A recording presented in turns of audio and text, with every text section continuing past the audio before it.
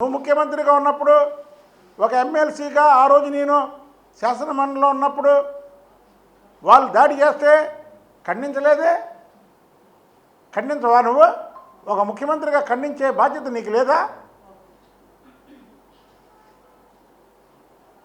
ఈ రాష్ట్రంలో జగన్మోహన్ రెడ్డి నాయకత్వాన్ని బలపరచడం అంటే ఎవరైనా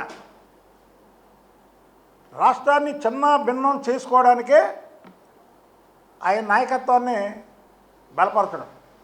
దయచేసి ప్రజలకు కూడా చెప్తున్నా, బిర్యానీ ప్యాకెట్లకో వాళ్ళు ఇచ్చే డబ్బులకో జగన్మోహన్ రెడ్డి వచ్చినప్పుడు ఆయనకి స్వాగతం పలకడానికి అలా మాజీ ఎమ్మెల్యేలు మాజీ మంత్రులు వెళ్తే వెళ్ళకండి.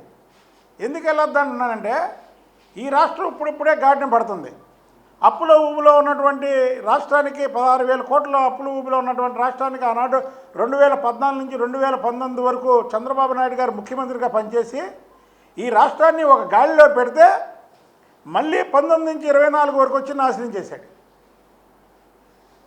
మళ్ళీ ఈరోజు అహర్నిశలు కష్టపడుతున్నారు కూటమి ప్రభుత్వం.